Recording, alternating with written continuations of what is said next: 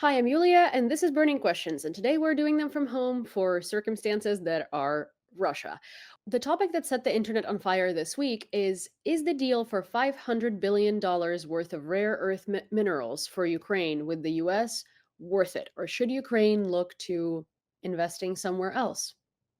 And we have Paul Niland with us today to answer those questions.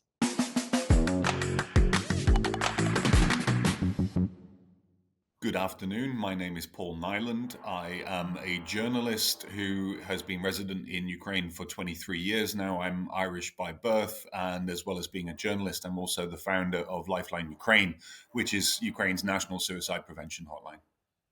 That's amazing. I actually did not know about the National Suicide Prevention Hotline. I might, after this conversation, if you're interested, put you in touch with someone who has been dealing with it as well, and they're from Scotland, so that is should be should be quite close to you. It's Anyway, always great to be in touch with more people who are working in the sphere of suicide prevention to take best international practice into what it is we do here in Ukraine and for the people of Ukraine.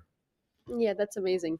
Well, thank you for doing that. I personally really appreciate it. I have a psychology degree, and the state of honestly mental health practices in this country in general is very scary to me because it's not nearly as developed as it should be at this point. But while this is, I guess, a very interesting subject for both of us today, we're going to be talking about the 500 billion rare earth mineral deal that Trump wants to kind of force Ukraine into at this point. And, last week, I suppose the debate was whether it's a good deal or a risky deal. But I think after yesterday's announcements by the president and his cabinet, it's very evident that it's basically a deal that's forcing Ukraine to capitulate and pay. Um, so, what we need to understand about the idea of the United States being given access to Ukraine's natural resources, in this case, the rare earth minerals, is that actually this isn't Trump parachuting in and saying, I want that, and I want that, and I want that.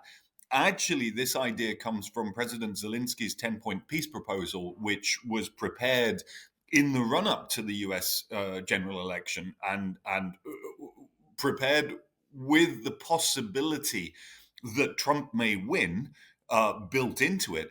And knowing who Trump is and how Trump approaches pretty much everything is transactional for him. Everything is a deal, right? So what Ukraine did as they prepared the 10-point peace formula was said, and look, we've got all these natural resources as well as the rare earth metals. We've also got an awful lot of hydrocarbons, oil and gas, and so on and so on. Um, but this has been expected for some time that there would be some kind of quid pro quo, to use the appropriate term, some kind of exchange of things that are of mutual value to each other.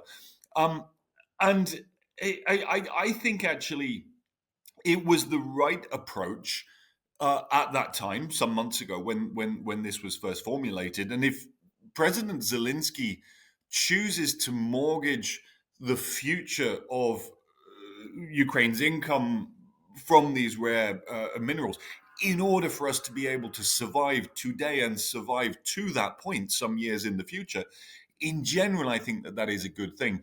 But as you quite rightly said, considering the comments that have come out of the United States and the Munich Security Conference from the newly appointed Secretary of Defense yesterday, there's a lot of questions, and we're having this conversation really just as things are becoming understood. It's difficult to know exactly what we can say at this point, but certainly the idea is not new.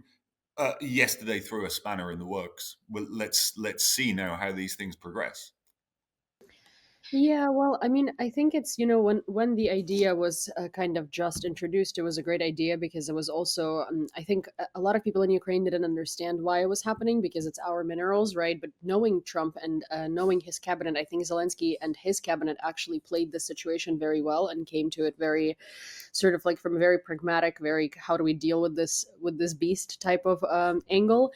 And I think one of the interesting things is it seemed like the Ukrainian government was more interested in Trump winning than Kamala winning.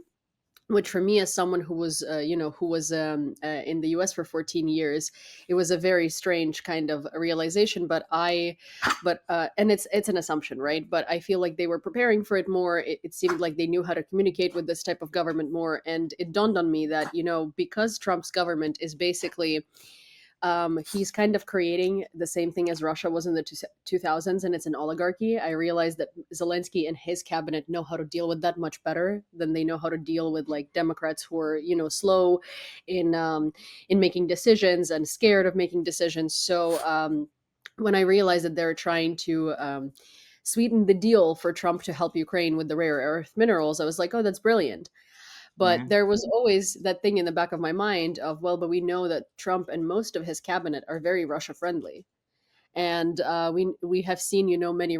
I personally have been to many Republican offices where they have like hammers and sickles in their offices, and like funky little Russia paraphernalia in their offices, and bears and ushankas and all of this stuff. And it's I to me, this just looks like Trump wants to do a favor to Putin, and at the same time make some money off of Ukraine. See, I think there's two different things here. You are right in your characterization of many of the Republicans being Russia friendly, um, but I think the bigger problem is that most of them are simply Russia ignorant. They're approaching the situation in Ukraine as if as if this is some, and again it goes back to Russian propaganda and this, fratricide, this idea of a fraternal war between brothers, right? So if you're in the United States, and again, Trump said something yesterday about Russia having lost 20 million in World War II, right? Okay, that's not true. The Soviet Union lost tens of millions in World War II. Proportionately, Ukrainians and Belarusians died at greater rates than the Russians did, in actual fact. And it was our territory that was occupied. Very little of Russia was actually occupied.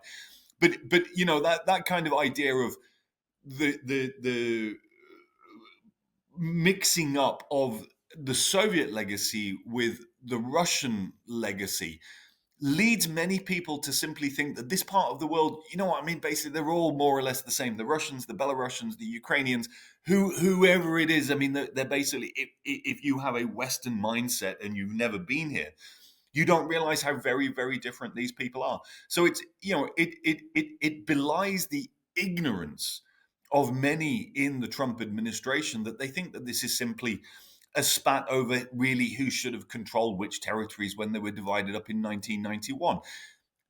In 1991, Ukraine overwhelmingly voted for independence from the Soviet Union, including 83% of the residents of Donetsk and Lugansk. And since that time, in the 30 plus years of independence, there's never been any serious call of any part of Ukraine or any part of the Ukrainian population to become Russian. It just never happened. It didn't happen in 2014, and it certainly didn't happen in 2022 as well. So the starting point that they come at this problem with, it lacks an understanding of the realities. And I mean, you see, for example, Hegseth yesterday saying what President Trump wants is he wants the killing to stop. He wants peace. Nobody wants that more than Ukrainians. We've been saying that since the very beginning. We want the killing to stop. We want peace. But it must be a fair and a just peace. And that's what Ukraine has been fighting for over the last 3 years.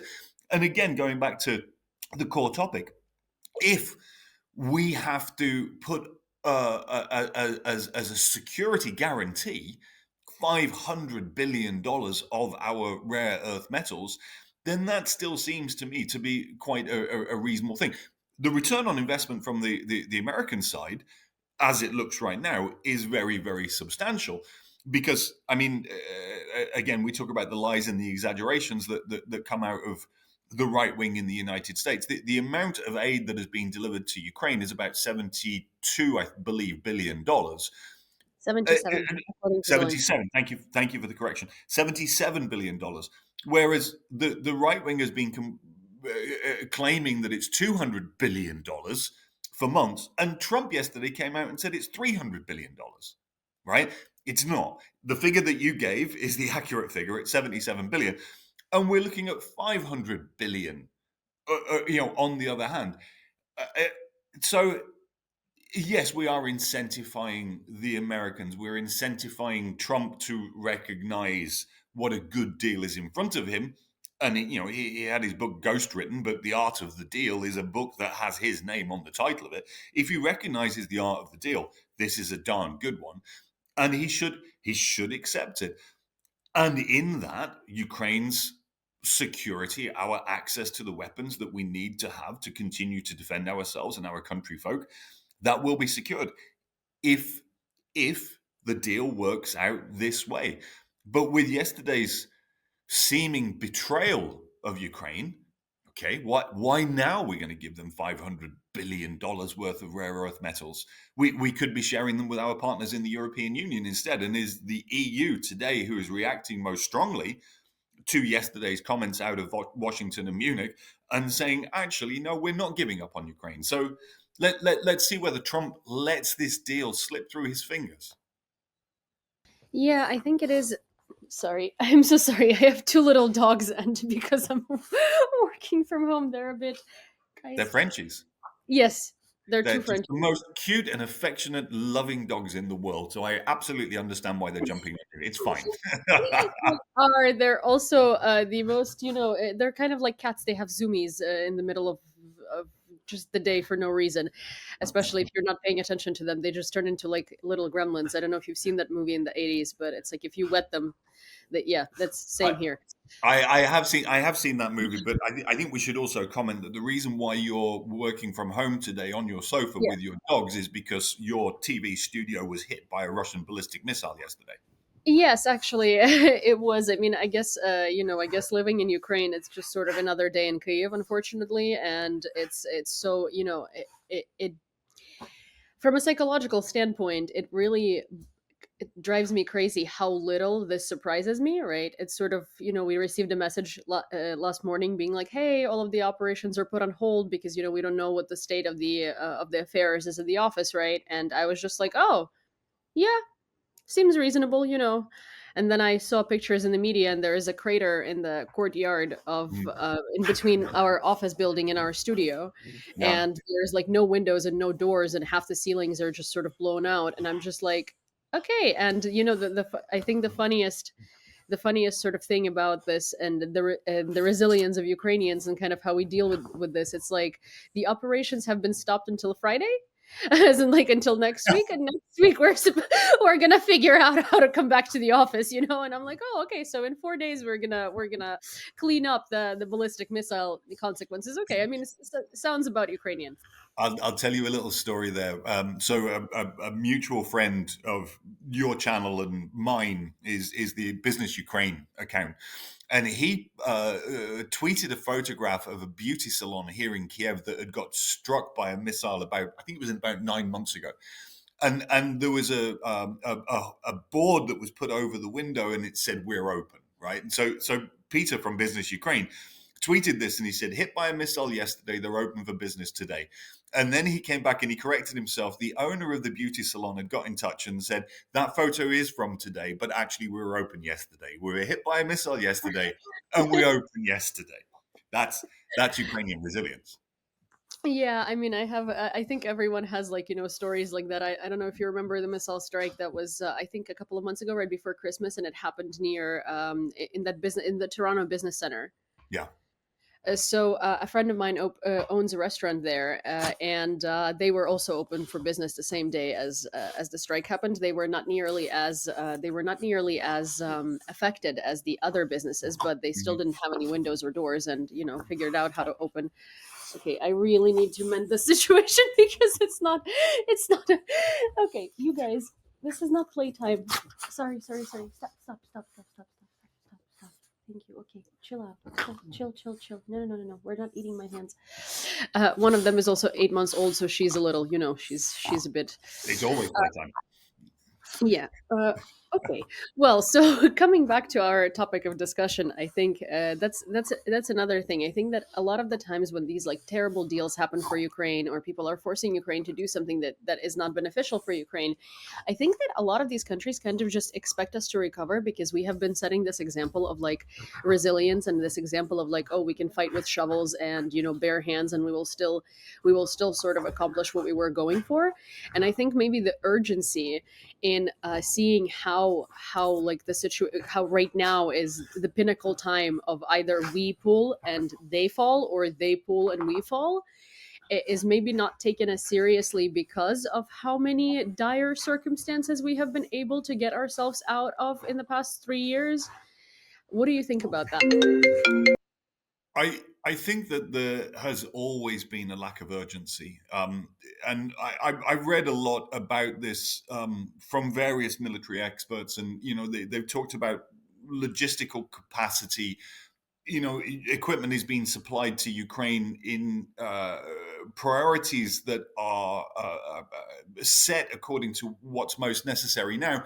But then also, it is the volume that Ukraine can receive, distribute, and so on and so on. Um, it's partly an excuse.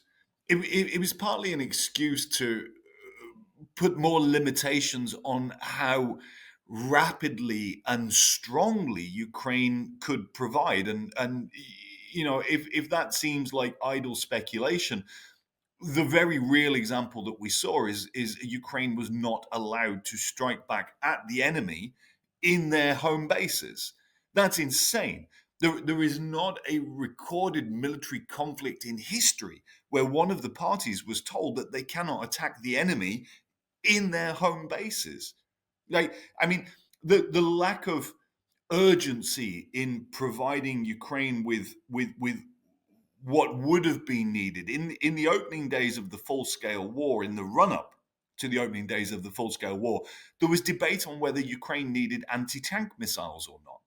Well, I mean, now, as of 2 days ago, the number of tanks that have been destroyed just ticks over 10,000. Yeah, we needed anti tank missiles, and we needed a lot of them, and we needed them urgently.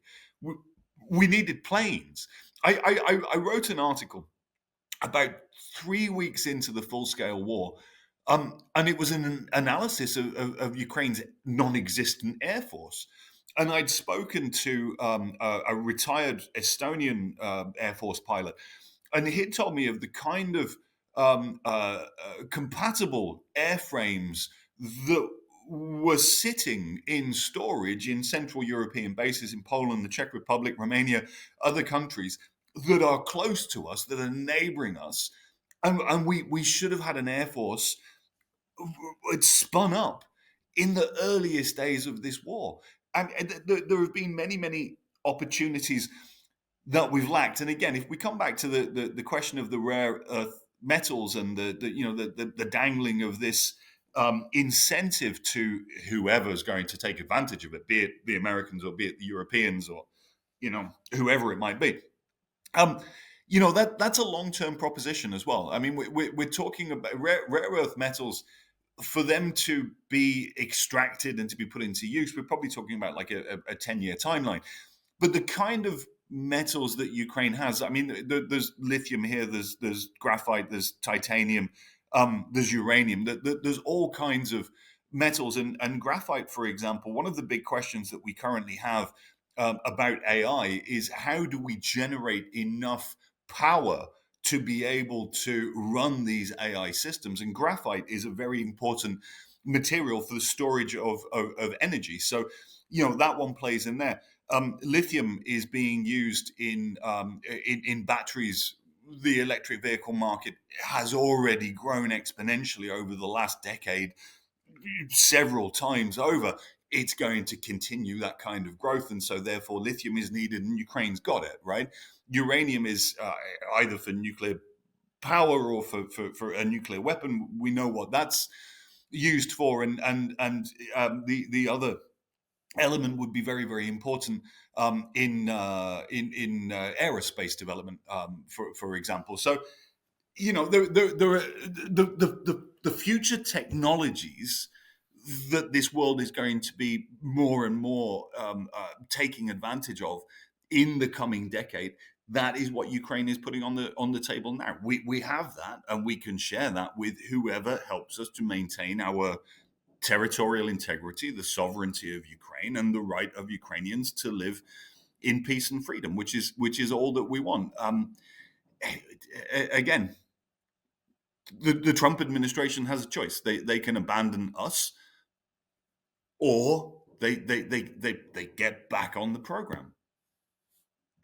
Yeah, I mean, I fear that with the Trump administration, because of like Trump's ties to Russia himself, I think that a lot of his administration is ignorant to Russia. But he has, there's, and it's conspiratorial, but not really. But there is a lot of evidence going back to the 80s of Trump having dealings with Russia and Trump kind of like aiding Russia in a lot of things.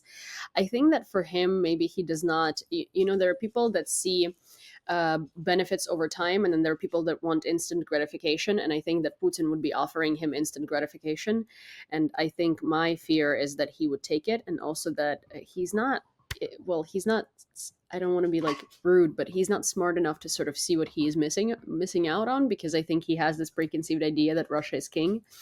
But then Elon Musk and lithium batteries and Teslas, and Elon Musk being very involved in the current administration, which pains me to see, because oligarchy. But at the same time, in this particular case, maybe it's not necessarily down to Donald Trump. It might be down to Elon Musk and how we can incentivize him in lithium for lithium ion batteries for his electric vehicles.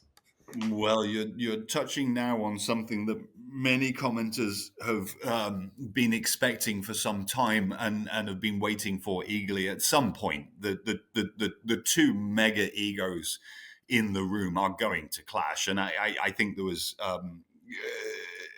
the precursor to that yesterday when Trump was in the Oval Office together with his young son, and they were trying to provide justifications for what they've been doing over the last week, and it was quite hollow. But I mean, you saw Trump sitting there stony faced. The Time magazine cover where they've put Elon Musk sitting behind the Resolute desk, and there was a journalist who asked a question of Trump a couple of days ago, and she said, "What do you think of that Time magazine cover with Musk sitting behind your Resolute desk?" And she really put the emphasis on your desk like this, and he's like, "No, I don't really comment. Is Time still open?"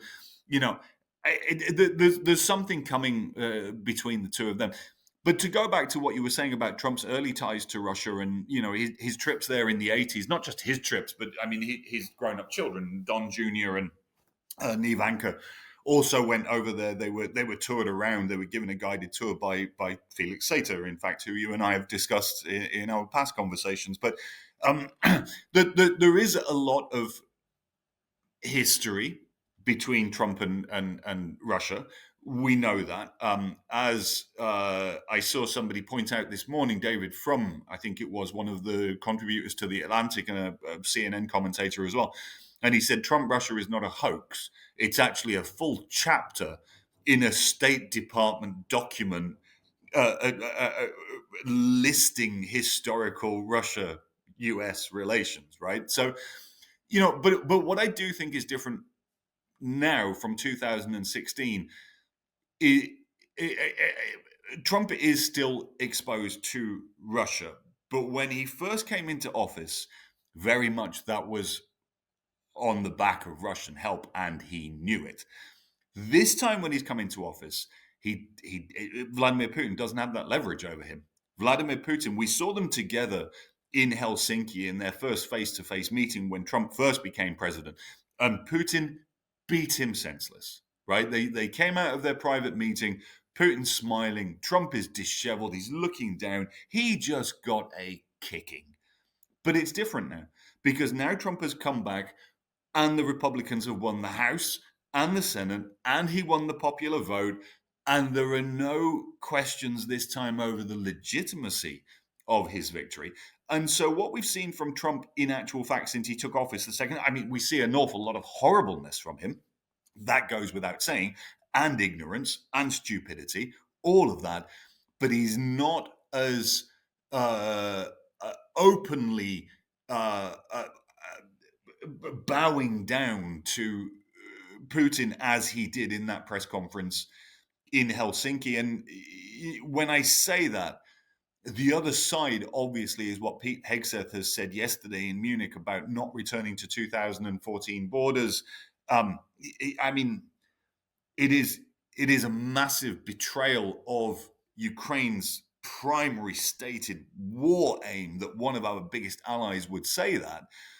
But that then speaks into a lot of, and you mentioned this earlier on, the Russia alignment or the Russia ignorance of many in the Republican Party. And I wrote an article about JD Vance's interview on CNN going back 6 months, right? When JD Vance is saying we can sort of see how a peace deal is going to kind of look as it emerges. It's going to be Crimea, parts of the Donbass. It's not that. It's not that. That again belies their ignorance. And anybody who's talking about Crimea and parts of the Donbass now is ignorant about the realities of this war. Since February 24th of 2022, two further oblasts, Kherson and Zaporizhia, are also partially occupied. So if you think the solution's in Crimea and Donbass, go and speak to Putin about Kherson and Zaporizhia. And if we're talking about potentially trading lands, okay, so if Ukraine then potentially thinks about giving up the occupation of part of the Kursk Oblast, then in return for that, we'll take back the land on the Azov Sea, we'll take back Bryansk, Melitopol, etc., and end their land corridor to Crimea. And then the Americans will find out that that is not a realistic solution, that Putin will not agree to it, and that parts of Crimea and the Donbass is not a realistic solution either. What we've seen is ignorance. And as it meets reality in the coming days, I'm hopeful that we're going to see shifting positions. I mean, we have seen some shifting positions, right? Like from the beginning of this thing, like I gotta give Trump credit. Well, it's not necessarily credit; it's kind of like giving a 5-year-old credit for him saying at first that he's going to end the war in 24 hours, and then him actually looking at it and being like, actually, I think it's going to take a little more than 24 hours. This is not as easy as I thought it would be. So maybe they will also understand that this is not necessarily. I think the issue at the core in general in America is that they're taking it as a localized conflict. Mhm. They're not taking it as a precursor to World War III. They're not taking it as Russia wanting to expand its influence worldwide. They're taking it as Russia wanting to expand its influence on Ukraine. And that's the issue. That's the issue of misunderstanding, is that no one's taking it seriously enough. Well, Europe is starting to take it seriously. I think Europe at this point is a lot more is a lot more aware of what's happening and a lot more conscious. But from the very beginning and throughout the first 2 years of the full scale invasion, it was painful to watch, to be honest. It was just, you know, all of these world leaders reacting to it as if it will never touch them with any, with anything. And it's kind of like, history teaches us nothing.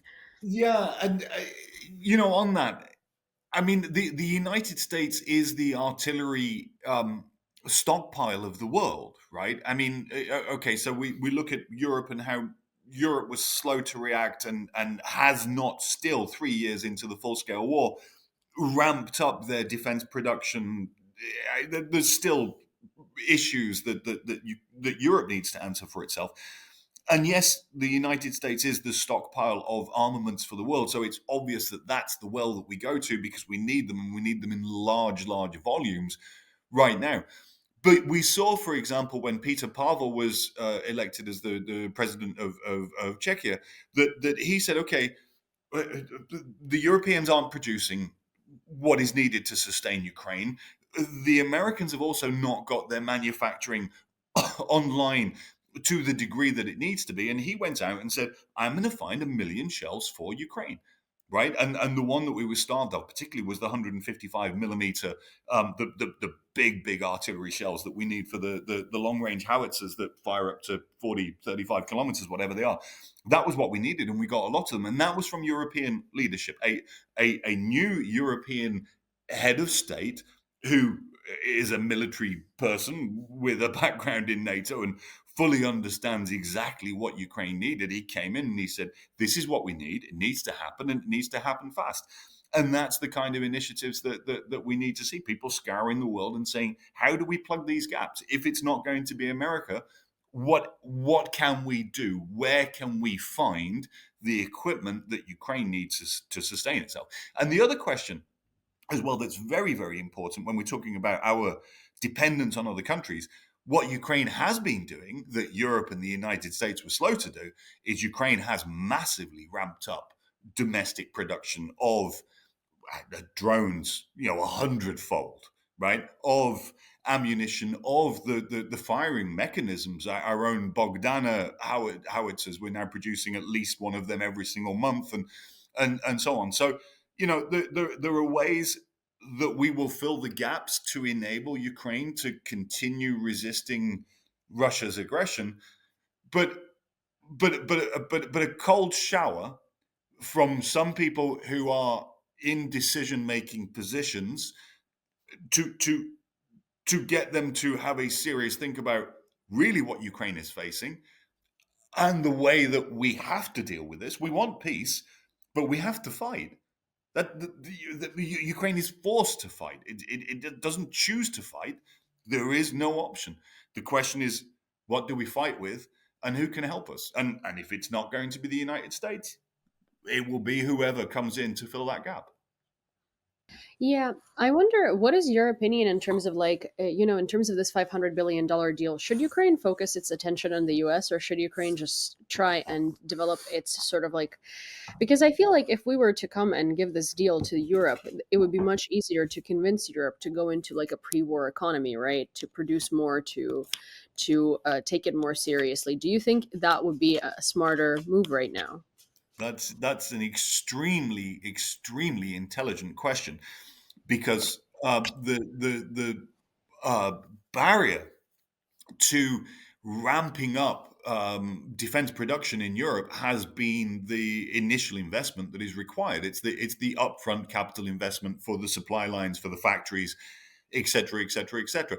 If your upfront investment is guaranteed by access over the next 2 decades to Ukraine's rare earth minerals, that makes the initial investment seem very, very reasonable. So yeah, that's a way that I see this being played out, and I'm quite sure that not only the presidential administration, but those fine folks at the Ministry of Foreign Affairs as well, they're on top of this, and they're preparing for this. Probably because I personally, obviously the US likes to say that Europe is not doing enough and Europe isn't. It could be doing much more, but Europe could fully compensate for US production if it came together and entered wartime economy. Yes.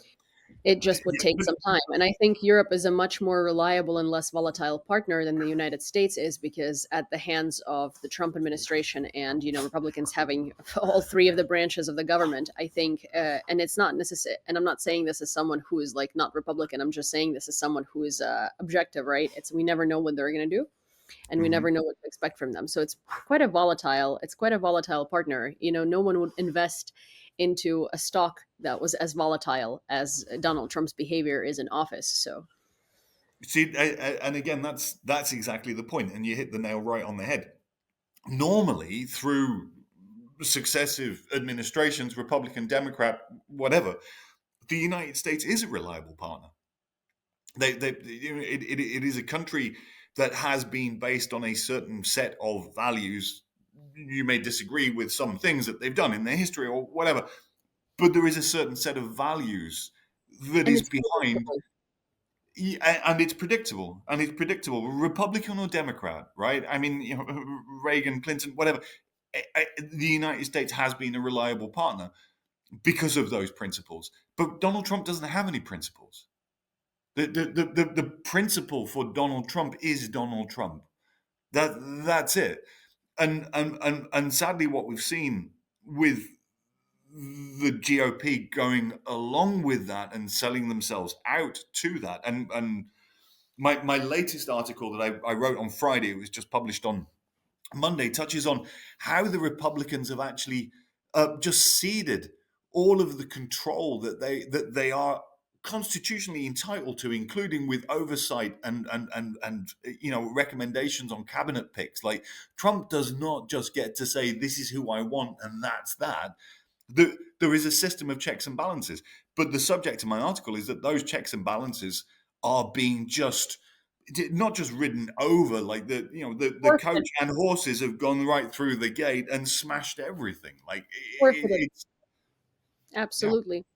Yeah, I mean, it's very evident, and when you have you seen? I'm sure you have seen the confirmation hearings. It's like you see the entire room of all of the politicians, basically in a form of questions, explaining to you why none of these people are qualified or should be anywhere near government because they are, quite frankly, dangerous and they don't know what they're doing and they're so underqualified.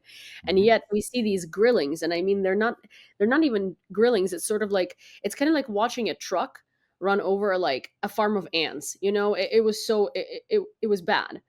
And and then you hear confirmed, confirmed, confirmed, confirmed, and you just sit there and you're like, but I, Tulsi I Gabbard, saw I saw you know, Chuck Schumer. I saw Chuck Schumer on TV this morning, but he was speaking yesterday about Tulsi Gabbard's confirmation as the DNI, and he said if we held a secret ballot, she would not get more than 10 votes. And you all know that, and you all know what a terrible candidate she is, particularly for this exact position. But there it is. She's confirmed, and one of the reasons why she's confirmed, and we were just talking about there being no guardrails, and I referred to my latest article. It, I, it's it's not just Tulsi Gabbard. It's JFK Jr.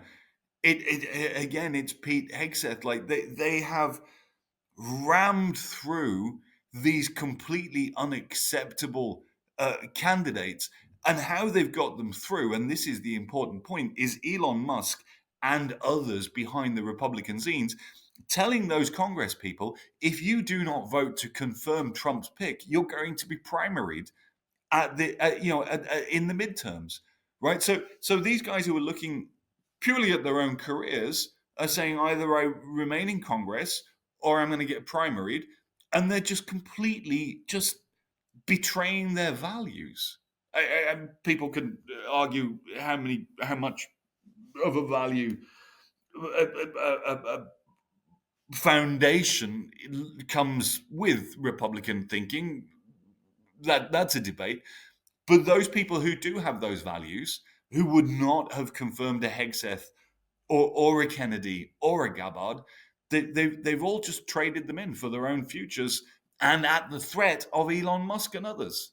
I mean, Kennedy's own sister or own cousin, Kennedy's own family members came out en masse to ask the Congress not to confirm him. I think that says a lot. Also, Hegseth's own mother made a statement saying that he was not suitable for this job and that he is a person who takes advantage of the vulnerable, specifically taking advantage of women. His yeah, mother. His mother. yeah. Yeah, I mean, the American cabinet right now, and their system is, well, I guess our system. I don't even know. It's so hard for me to react to this because I'm kind of partially Ukrainian, partially have lived in America for so long that I deeply care about the country, and it's just kind of, opening the news every morning has been just a deep dive into Handmaid's Tale, and I know that, and I don't use that in vain. I know a lot of people compare it to it, but genuinely, at this point, women who are married are likely not going to be able to vote in the next round of the elections because you're supposed to have your ID for voting and your birth certificate last name match exactly in order to be able to vote. So it has to match your birth certificate, your voter registration. I So that, just saw something about that this morning, and I think it's absolutely yeah, absurd. But it's it's not just that technicality that is going to be questioning the fundamental right of every citizen to be able to vote. There are all. I mean, we've seen, and it goes back to Brett Kavanaugh in the first administration. That appointment, that confirmation, when there was supposed to be an FBI investigation into the allegations against him that were all just completely ignored. The fact of the matter is that in that circle of people, with Donald Trump being at the top of them, there are plenty of people who are not just misogynists and people who are sexist and perceive women as second class citizens.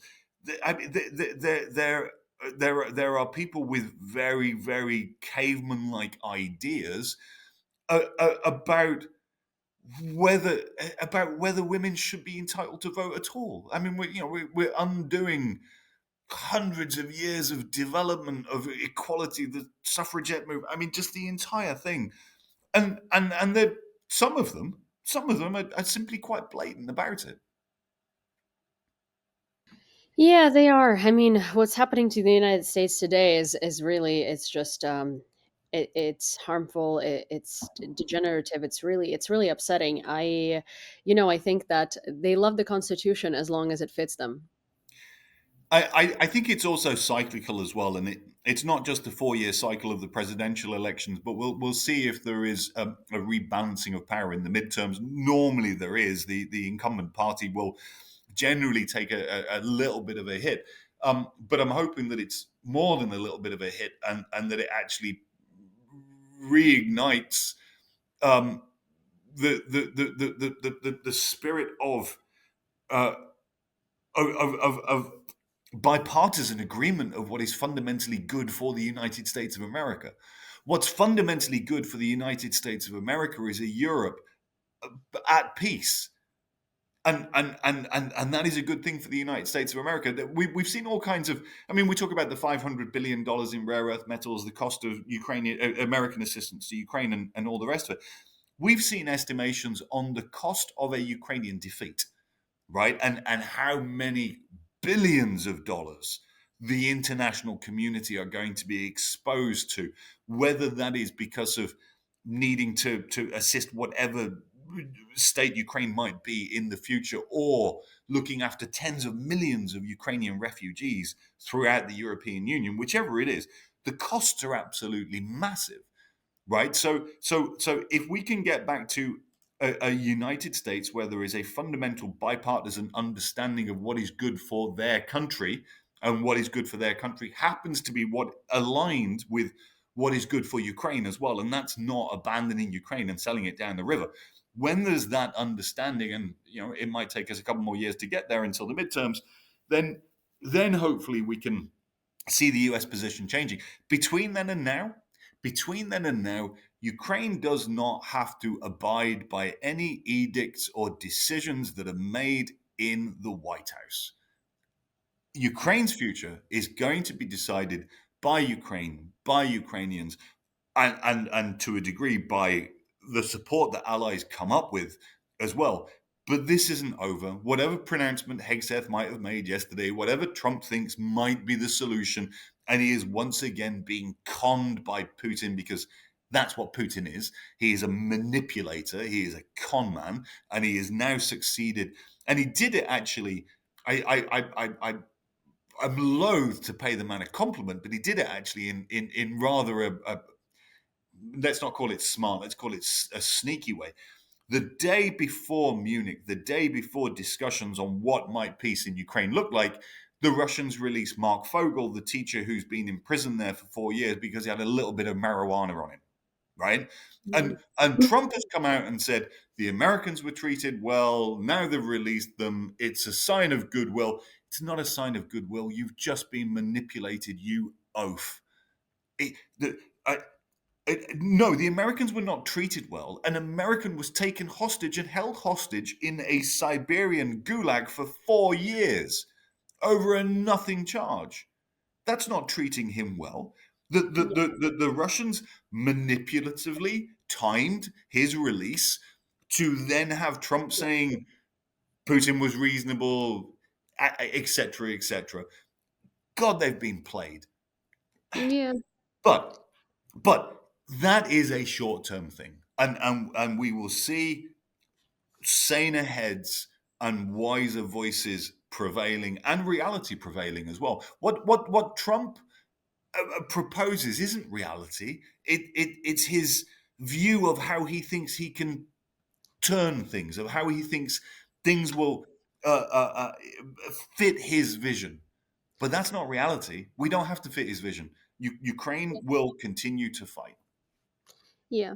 Well, I mean, I think the balance of power will come assuming that there are going to be free and fair elections, and I'm not so sure about that because with these types of things of like, last names have to match birth certificates for voter registration and stuff, they're pretty much paving a way for them to stay in power indefinitely, right?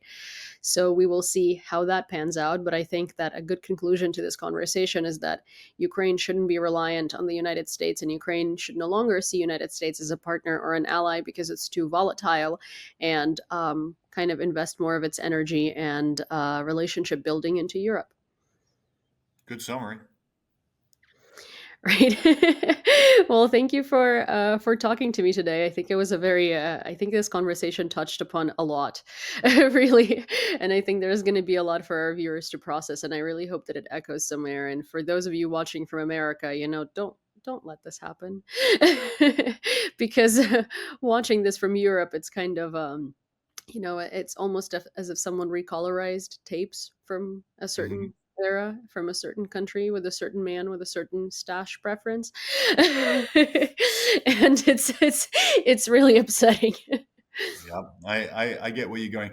And in closing, I want to thank you as well for this conversation and some of I'm not sure how many questions are pre-planned or how many just come up like at a Most moment's whim. But some really really good points that came up in this conversation, and it was a pleasure to meet your puppies as well. Yeah, thank you. They're finally, now that that conversation is over, they're sleeping. Talk to you soon. Talk to you soon. Bye. Well, if this conversation was as interesting to you as it was to me and productive, don't forget to subscribe to this channel and also turn on all of your notifications so you don't miss when the next episode comes out with more conversations and more amazing speakers. Of course, like this video, send it to a friend you never know who might be interested, and leave your comments, questions, suggestions, and constructive criticism in the comments down below because I read all of it and I greatly appreciate it. See you next time.